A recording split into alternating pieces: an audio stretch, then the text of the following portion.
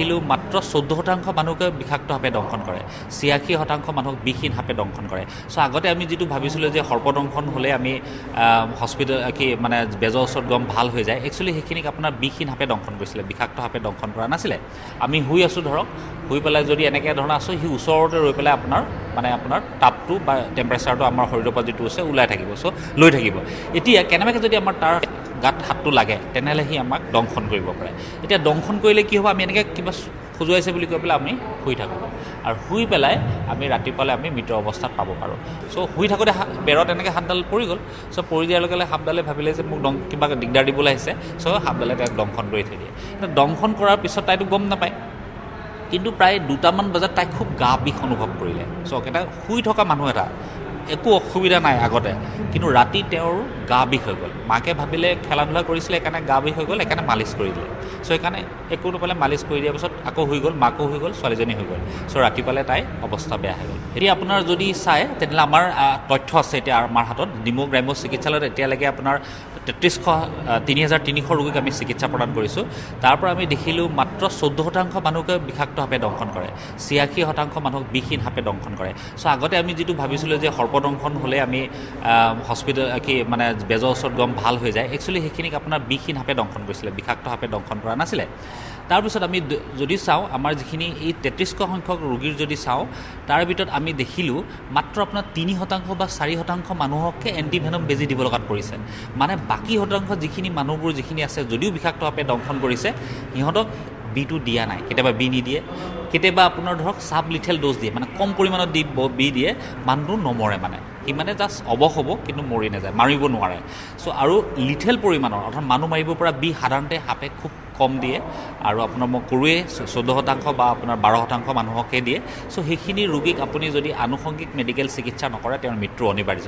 চ' আগতে যিখিনি আপোনাৰ মানুহখিনিয়ে যেনেকৈ ভাবি আছিলে যে আমি বেজৰ ওচৰত গৈ পেলাই ভাল হৈ আছোঁ, সেইখিনিক হয় বিষহীন সাপে দংশন কৰিছে, নহ'লে সেই বিটো ঢালা নাই, আৰু যদি বি দিছে তেনেহ'লে আপোনাৰ চাবলিথেল ড'জটো দিছে।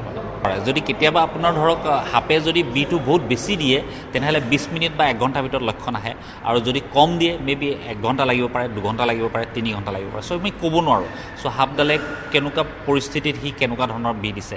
চ' আমি সাধাৰণতে কওঁ যদি কেনেবাকৈ যদি 1 ঘণ্টাত যদি হাস্পাতাল পায় তেনেহ'লে তেওঁ ৰিকভাৰী কৰাৰ চান্সটো বহুত থাকে। গতিকে আপোনাৰ আমাৰ ক্ষেত্ৰত এতিয়া ধৰক বহুত ক্ষেত্ৰত বহুত দূৰ দূৰণিৰ পৰা ৰোগী আহিবলৈ চেষ্টা কৰে, আমি কেতিয়াও আহিবলৈ মানা কৰোঁ, কাৰণ আপুনি আহোঁতে আপোনাৰ মানুহজনৰ মৃত্যু হ'ব পাৰে। চ' আমাৰ কাৰণে সেই সময়টো ইম্পৰ্টেণ্ট, অৰ্থাৎ সি সাপে যেতিয়া বিটো দিয়াৰ লগে লগে সি মানুহটো মাৰিব নোৱাৰে। মানে যদি কোনোবা আপোনাৰ সাপে দংশন কৰাৰ পিছত তৎক্ষণাত মানুহটোৰ মৃত্যু হৈছে, তেতিয়া গম পাব সি ভয়ত মৃত্যু হৈছেগৈ।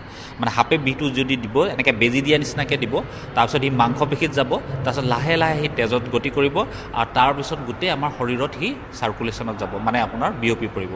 চ' এতিয়া কিমান দেৰিত বিয়পি পৰিব, মেবি আপোনাৰ যদি বিটো কমকৈ দিছে তেনেহ'লে আপোনাৰ 1 ঘণ্টা লাগিব পাৰে, 2 ঘণ্টা লাগিব পাৰে, 3 ঘণ্টা লাগিব পাৰে, বেছি দিছে তেনেহ'লে সোনকালে হ'ব পাৰে। চ' আমিতো যিহেতু নাজানো কিমান দিছে, চ' সেইকাৰণে আমি সদায় আমাৰ ৰাইজক অনুৰোধ কৰোঁ যে যিমান পাৰে সোনকালে হস্পিটেলত আহি ভৰ্তি হ'বলৈ। চ' সেইটো আমি টাইম ব্লাইণ্ড আমি ক'ব নোৱাৰোঁ, তথাপি 1 ঘণ্টাত যদি আহি পায় সাধাৰণতে আমি ৰোগীগৰাকীক বচাব পাৰোঁ। আৰু তাৰ লগতে আপোনালোকে মনত ৰাখিব সেই যোনটো দংশন অংশটো আছে কেতিয়াও লৰচৰ নকৰিব, যিমানে লৰচৰ কৰিব তেজ চলাচলটো বেছি হ'ব, আৰু তেজ চলাচলটো বেছি হোৱাৰ লগে লগে আপোনাৰ বিটো তেজত মিহলি হ'ব।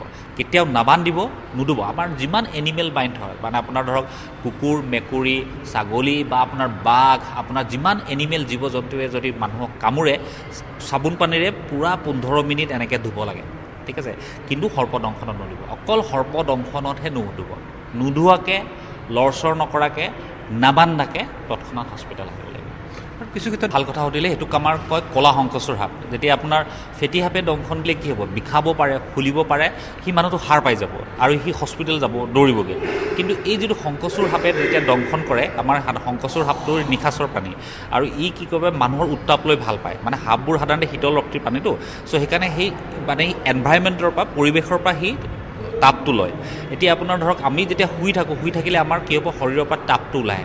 চ' এতিয়া এই তাপটো, কাৰণ সি ৰাতিটো আৰু সি মানে সূৰ্যৰ পোহৰ নাই, পৰিৱেশত পোহৰটো নাই, চ' সেইকাৰণে সেই আমাৰ যিটো শৰীৰৰ পৰা যিটো তাপটো ওলায় সেইটো সি ল'বলৈ আমাৰ কেতিয়াবা ঘৰৰ ভিতৰলৈ সোমাব পাৰে।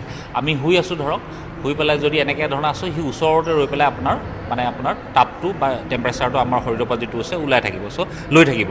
এতিয়া কেনেবাকৈ যদি আমাৰ তাৰ গাত হাতটো লাগে তেনেহ'লে সি আমাক দংশন কৰিব পাৰে। এতিয়া দংশন কৰিলে কি হ'ব, আমি এনেকৈ কিবা খজুৱাইছে বুলি কৈ পেলাই আমি শুই থাকোঁ, আৰু শুই পেলাই আমি ৰাতিপুৱালৈ আমি মৃত অৱস্থাত পাব পাৰোঁ। এতিয়া কেইদিনমান আগতে আপোনাৰ শদিয়াত তেনেকুৱা ধৰণৰ ঘটনা ঘটিলে। দুজনী ছোৱালী, বায়েক ভনীয়েক শুই আছিলে আৰু মাক শুই আছিলে। তাৰপিছত তাই যিগৰাকী শুই আছিলে ৱালৰ ফালে আছিলে, মানে বেৰৰ ফালে আছিলে। চ' আঁঠুৱা তৰিছিলে কিন্তু বেৰৰ ফালে আছিলে, কিন্তু বেৰতে সম্ভৱতঃ সাপডাল আছিলে। চ' শুই থাকোঁতে বেৰত এনেকৈ সাপডাল পৰি গ'ল। চ' পৰি দিয়াৰ লগে লগে সাপডালে ভাবিলে যে মোক কিবা দিগদাৰ দিবলৈ আহিছে। চ' সাপডালে তাইক দংশন কৰি থৈ দিয়ে। দংশন কৰাৰ পিছত তাইতো গম নাপায়, কিন্তু প্ৰায় 2টামান বজাত তাই খুব গা বিষ অনুভৱ কৰিলে। চ' এটা শুই থকা মানুহ এটা, একো অসুবিধা নাই আগতে, কিন্তু ৰাতি তেওঁৰ গা বিষ হৈ গ'ল। মাকে ভাবিলে খেলা ধূলা কৰিছিলে সেইকাৰণে গা বিষ হৈ গ'ল, সেইকাৰণে মালিচ কৰি দিলে। চ' সেইকাৰণে একো নাপালে মালিচ কৰি দিয়াৰ পিছত আকৌ হৈ গ'ল, মাকো হৈ গ'ল, ছোৱালীজনী হৈ গ'ল। চ' ৰাতিপুৱালে তাই অৱস্থা বেয়া হৈ গ'ল। সেইটো আছিলে সৰ্পদংশন আছিলে, সেইটো আছিলে প্ৰথম প্ৰাৰম্ভিক লক্ষণ আছিলে। চ' আপুনি যদি শুই থকা মানুহ এটাৰ কিবা এবনৰ্মেল বিহেভিয়াৰ কৰে, এবনৰ্মেল বিহেভিয়াৰ যদি কৰে, ৰাতিপুৱা শুই উঠি বোলে কিবা এবনৰ্মেল বিহেভিয়াৰ যদি হয়, আমি মাইণ্ডত সদায় ভাবোঁ যে সৰ্পদংশন সেইটো হ'ব পাৰে, শংখচূড় সাপ হ'ব পাৰে। চ' সেইকাৰণে আমি সাধাৰণতে কওঁ যে গৰমকালীন, গ্ৰীষ্মকালীন যদি আপোনাৰ কিবাই কামোৰে, আনন'ন যদি বাট বুলি ভাবে, সেইটো সৰ্পদংশন বুলি ধৰিব দিওঁ আমি ৰাইজক, আৰু হাস্পতালত 24 ঘণ্টা অবজাৰ্ভেশ্যনত থাকিব দিওঁ। এতিয়া 24 ঘণ্টাৰ ভিতৰত যদি ৰোগীৰ কিবা লক্ষণ আহে সাপৰ, তেতিয়া আমি সেই হিচাপে চিকিৎসা কৰোঁ, আৰু যদি নাহে 24 ঘণ্টাত আমি ছুটি দিওঁ। চ' এই আনন'ন বাইটবোৰ বিভিন্ন ধৰণৰ হ'ব পাৰে, মকৰা হ'ব পাৰে, আৰু আপোনাৰ ধৰক কীট পতংগ হ'ব পাৰে, আৰু কেতিয়াবা আপোনাৰ সাপো হ'ব পাৰে। চ' এতিয়া আমি সাপৰ লক্ষণ আহিলে, যদি সাপ হয় বিষাক্ত সাপ, আপোনাৰ বিষাক্ত সাপৰ লক্ষণ আহিব, আৰু সেই হিচাপে আমি চিকিৎসা কৰিম, ৰোগী ভাল হৈ যাব। চ' এতিয়া আমাৰ পৰিসংখ্যা মতে দেখিছোঁ যে যিখিনি আনন'ন বাইট আহে, সেই আনন'ন বাইটৰ 10% সৰ্পদংশন বুলি প্ৰমাণিত হয়, বুজি পালে। চ' এতিয়া আপোনাৰ যদি আমাৰ পৰিসংখ্যা যদি চাই, এতিয়ালৈকে আমি 500 ৰোগী আনন'ন বাইটৰ ৰোগী চিকিৎসা প্ৰদান কৰিছোঁ। তাৰে ভিতৰত 10% আপোনাৰ সাপ বুলি প্ৰমাণিত হৈছে, তাৰে 30% আপোনাৰ মকৰা বুলি প্ৰমাণ হৈছে, আৰু কিছুমান কীট পতংগ প্ৰমাণ হৈছে, যিবিলাকক আমি ধৰক আনুষংগিক দৰৱ দি পেলাই চিকিৎসা প্ৰদান কৰোঁ। সাপে মানে আপোনাৰ ফেটি সাপৰ বি যেনেকুৱা, ৰাছেল ভাইপাৰৰ বিটো বিহে আৰু চ' ৰাছেল ভাইপাৰে বিটোৱে বেলেগ ধৰণে কাম কৰে, ফেটি সাপৰ বিহে বেলেগ ধৰণে কাম কৰে, আৰু শংখচূড় সাপে বিহিটো বেলেগ ধৰণে কাম কৰে। চ' ৰাছেল ভাইপাৰ আমাৰ অসমত ইমান প্ৰাদুৰ্ভাৱ এতিয়াও ইমান হোৱা নাই। চ' বঙাইগাঁও জিলাৰ কিছুমান অংশত আপোনাৰ ৰাছেল ভাইপাৰ দেখা পোৱা গৈছেগৈ, আৰু তেজপুৰৰ বিগুৰি এৰিয়াত দেখা গৈছে। এতিয়ালৈকে 10জন মানুহক এই সাপডালে দংশন কৰিছে, 2জনৰ মৃত্যু হৈছে, আৰু বাকী আমাৰ স্বাস্থ্যকৰ্মীসকলে সেইখিনি চিকিৎসা প্ৰদান কৰি সুস্থ কৰিছে। চ' সেইকাৰণে আমি প্ৰেজেণ্ট আজিৰ তাৰিখত আমি অসমত ৰাছেল ভাইপাৰক লৈ ইমান চৰ্চা কৰিব নালাগে। কেইটামান আপোনাৰ পকেট এলেকা আছে য'ত আমাৰ ধৰক ৰাছেল ভাইপাৰ দেখা গৈছে, আৰু আমাৰ স্বাস্থ্যকৰ্মীসকলে সেইটো হেলা ৰঙে চিকিৎসা কৰিছে। চ' বিহে এনেকুৱা নহয় যে ৰাছেল ভাইপাৰৰ বিটো বেছি, ফেটি সাপৰ বিটো কম, এনেকুৱা নহয়। চ' বিষাক্ত সাপৰ বিহে, আৰু কিন্তু কোনটোৱে কেনেকৈ কাম কৰে সেইটো আমি যদি আলোচনা কৰোঁ, সেইটো যদি গৱেষণা কৰোঁ, আমাৰ কাৰণে ইজি হৈ যায়। ধন্যবাদ।